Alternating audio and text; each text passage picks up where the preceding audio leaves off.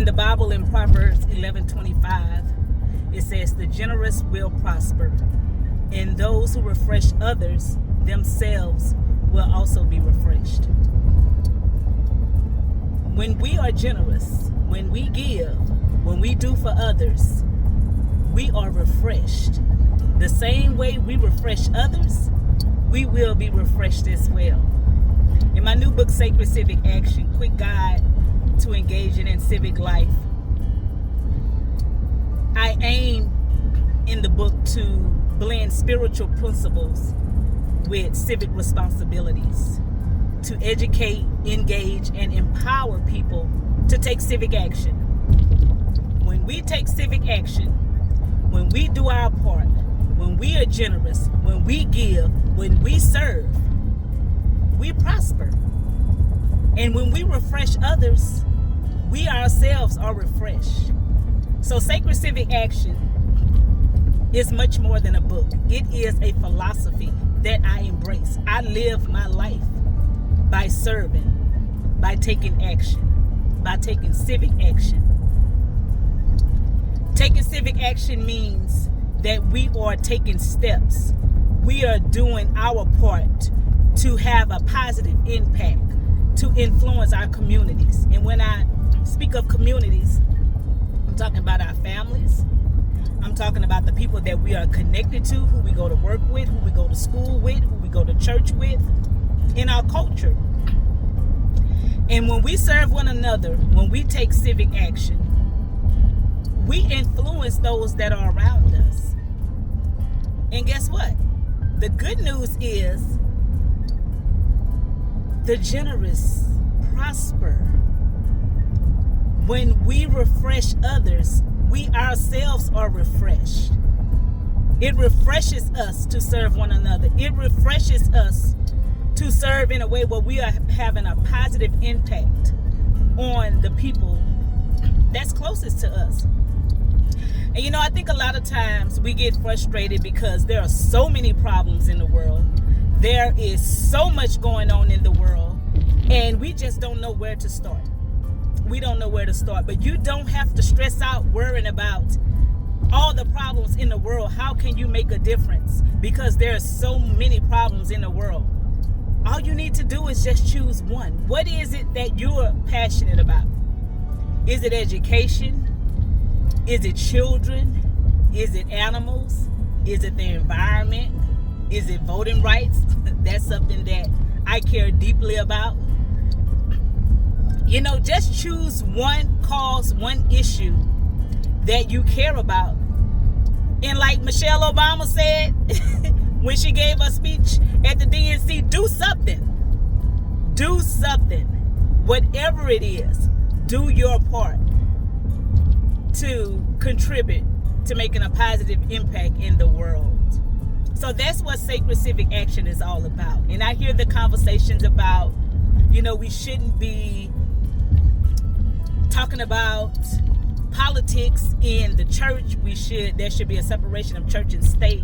You know, I hear all of that. But my response to that is we should be having conversations about how we can make a positive impact in our communities. And it's not just about voting in politics, although I do address that in the book, but it's much more than that. It's about us doing our part. It's about honoring God first and foremost. It's about loving our neighbors, because politics is about how we love our neighbors. Jesus loved people. Jesus served people. So if this is what Jesus did, why are we trying to separate the two? Why are we trying to separate how we serve people, which is what politics is? When I say God in government, that means we can serve God and we can participate in government as well. Because Jesus was all about the people. And that's what politics is. Politics is all about the people. So how can we say that we're going to separate? There's a separation of church and state. So what does that mean? That we embrace everything that's secular and we separate everything that has sacredness to it, everything that's holy? No, that doesn't make sense to me. The same way Jesus was for the people, how Jesus said that we should be there to serve and take care and help the orphans and the children and the widows and those that are the least of these, those who are marginalized, those who have been left out and left behind. That's what it means to serve one another. That's what it means to love thy neighbor. The first two commandments, love God and love your neighbor. So that's what it means to serve. So that's what Sacred Civic Action is about. And again, it's much more than a book. It's a philosophy that I embrace. It's a philosophy that I've been embracing. I've just put all the information into a book because that's what I do. I serve people. I love people, and I know how it makes a difference. I know how refreshing others, as it says in Proverbs 11:25, how refreshing others, it refreshes us. Because it's not about us. It's about the lives that we impact. What's your legacy gonna be when you leave this world? What's your legacy gonna be? Was it all about you and how you can come up and what you can do? Was it all about you? Or was it about others? Was it about serving? Was it about what you went through? It was because you can have an impact on others.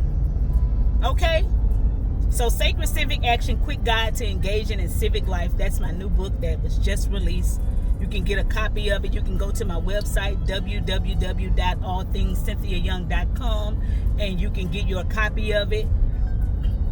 But I have so much in there. I talk about so much how we can. There's a call to action in there about what it is that we can do to make a difference, because I hear people ask all the time, and especially young people, ask, what can we do? How can we get involved?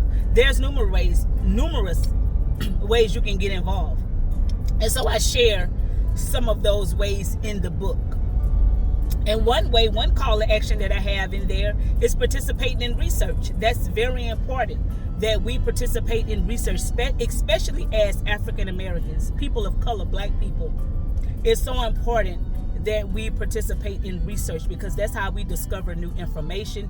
That's how we discover new ways to have new treatments and new ways to be able to address the health issues that we have in this country, not just in this country, but in the world as a whole. So, but there's other ways I have in the book that you can get involved.